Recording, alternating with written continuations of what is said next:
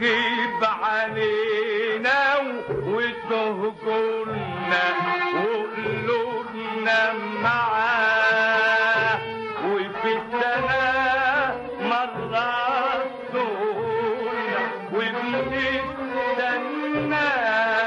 من امتى واحنا نحسب لك ونوضب لك ونرتب لك. اهلا رمضان جانا، قولوا معانا اهلا رمضان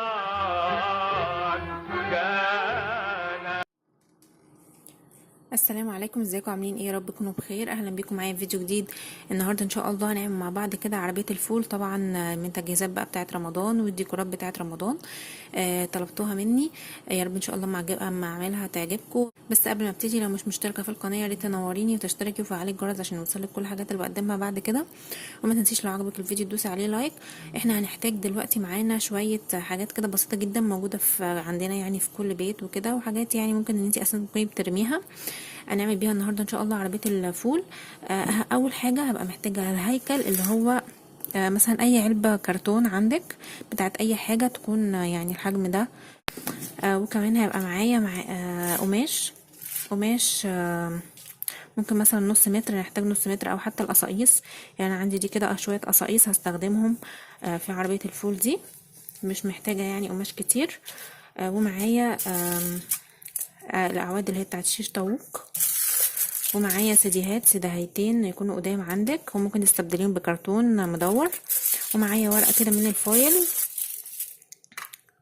وهنا دي علبه تونه قديمه خلصت، يعني غسلتها ونضفتها وهنستخدمها. وكمان دول هيبقوا العجل، هيتحط هنا كده على السديهات. يعني دي العجله الكبيره ودي عليها كده من بره. دي غطا بتاع علبه لبن، برضو اي غطا عندك. اما بقى قدرة الفول انا قطعتها خلاص، هتبقى ازازة حاجة ساقعة. هنقطع الجزء اللي فوق والجزء اللي تحت. هنبقى محتاجين الجزء اللي فوق عشان نثبته على اللي هي علبة التونة دي كده اهو. هيبقى بالشكل ده. لو ما عندكيش علبة التونة ممكن تستبدليها بالازازة من تحت القاعدة بتاعتها وتعملي كده اهو بالطريقة دي، برضو هتنفع.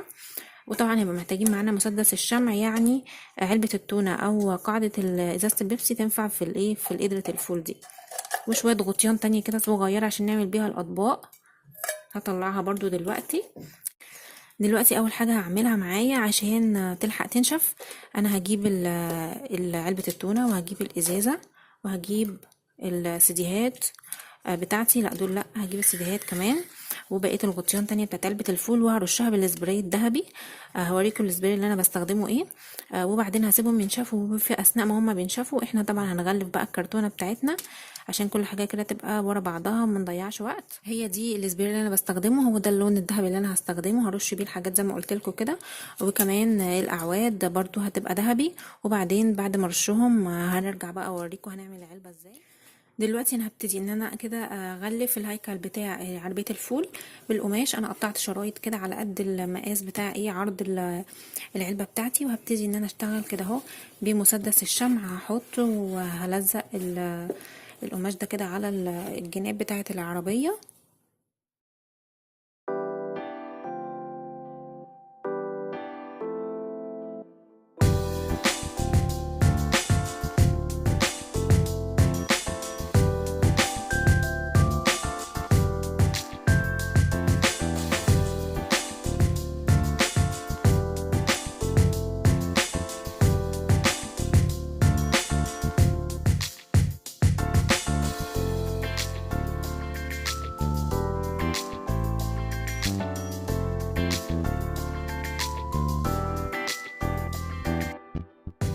بعد ما غلفتها انا سبت الجزء اللي فوق ده والجزء اللي تحت. اللي تحت طبعا مش محتاجينه، اللي فوق ده انا هعمل كده. هجيب حته ورقه من الفويل وهحطها، ودي كده كانها يعني الجزء اللي فوق كده بتاع عربيه الفول تبقى كانها ستانلس كده.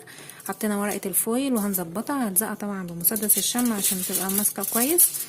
وهنا اهو قبل ما احط ورقه الفويل هجيب عصايه الشيش طاووق دي، وهجي كده من الاربع اركان، وهروح عامله زي فتحة صغيرة.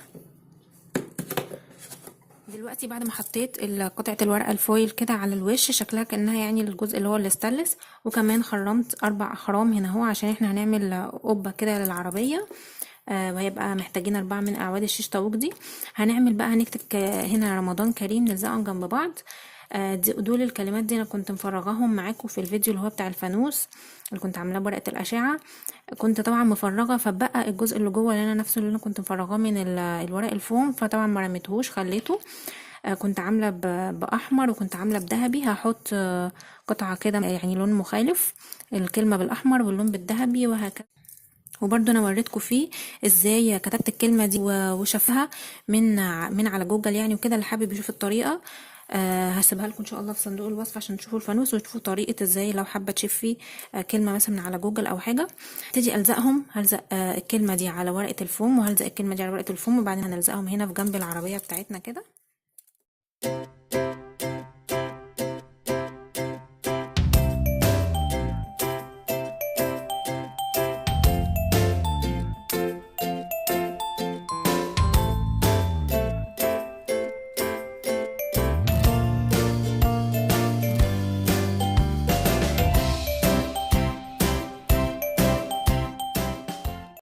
دلوقتي ده كل الحاجات بتاعتي اللي انا لونتها بالذهبي. بعد ما خلصت هبتدي ان انا الزق الازازه في علبه التونه كده اهو، واميلها شويه عشان تبان ان هي قدره الفول دي كده شكلها. احنا طبعا عربيه الفول هتبقى بالشكل ده كده اهو. نبتدي الاول نعمل العجل بتاعها، وبعد كده نبقى نعمل نحط عربيه بتاعه الفول نفسها القدره. انا هلزق دي هنا كده. انا كنت قصدي ان انا اسيب دي لونها احمر علشان يبقى برضو لايق مع العربيه. اما العصايتين الخشب دول اللي هيبقوا ايد العربيه، وهندخلهم بالعرض هنا اهو كده من ورا. بس الاول نبتدي نلزق العجله، نجيب بقى العربيه كده ونبتدي ان احنا نثبت العجله بتاعتنا بالطريقه دي كده. الاتنين هيبقوا في نفس المستوى بالطريقه دي كده. بعدين هنجيب بقى العصيان بتاعتنا دي وهنفتح كده فتحه صغيره بالسكينه عشان نعرف ندخل الايدين. انا فتحت فتحتين في الكرتون ودخلت الاتنين كده. دي كانت عصيان اللي هي بتاعت خافض اللسان اللي كنا عملنا بيها العياشه، وممكن كمان الاعواد بتاعت الايس كريم تنفع برضو. هنثبتها كده حاجه بسيطه بالشمع عشان بس ما تتحركش معانا. دلوقتي طبعا بعد ما لزقت الازازه في علبه التونه، هبتدي ان انا الزق اتنين في بعض كده والزقهم على العربيه بتاعتي. نحط كميه شمع كويسه، وكمان ورقه الفويل دي انا لزقتها برضو بالشمع على الكرتون عشان خاطر برضو ما تفكش. وغطيان بقى صغيره كانها يعني اطباق برضو هنلزقها جنب القدره. وهجيب اعواد الشيش طاووق، دخلت 4 من كل جنب في العلبه بتاعتي. وبعدين هجيب عود كمان من اعواد الشيش طاووق، هقطعه كده نصين بالمقص. وبعدين هبتدي ان انا اعمل الكبشه ده كده الجزء الاول اللي بيبقى قدام بتاعي كبشه الفول. هجيب قطعه من الفويل وهتنيها كده 4/4 وهبتدي ان انا الفها حوالين صباعي، ودي هتبقى الجزء اللي قدام يعني زي ما بقول لكم. هندخلها كده ونشيل الاطراف بتاعتها يعني نظبطها وندخلها لجوه. وهنبتدي نلزق الكبشه دي في طبعا في العود نفسه برضو بالشمع. وبعد كده طبعا ال4 اركان بتاعه التندة ركبتهم كده. طبعا تقدري تطوليها وتقصريها، بس طبعا يستحسن ان انت تطوليها عشان خاطر قدرة الفول نفسها تبان معاكي. وهنجيب قطعه من قماش الخياميه تكون يعني مساحتها او مقاسها مناسب عشان تتحط فوق كده على التندة. وبعدين هنبتدي نحط من الشمع عشان خاطر نلزق التندة بتاعتنا في الاعواد نفسها كده اهو بالطريقه دي كده.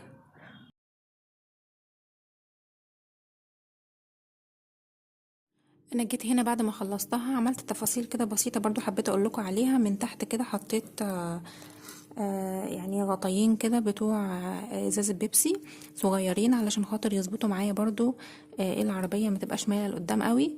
وكمان التندة عملتها كده مشرشره. حسيت كده شكلها هيدي شكل احلى يعني هيبقى شكلها احلى. وشويه فول بقى كده يعني زينه. وحطيت الكبشه بتاعه الفول هنا جنب القدره بتاعه الفول. وده كده الشكل النهائي للعربيه بتاعه الفول. يا رب الفيديو يكون عجبكم وتكون العربيه عجبتكم وتنفذوها كده وتقولوا لي انها عجبتكم ان شاء الله. ما تنسوش بقى لايك على الفيديو وكمان اشتركي في القناه لو اول مره تشوفيني وفعلي الجرس عشان يوصلك كل الحاجات اللي بقدمها بعد كده.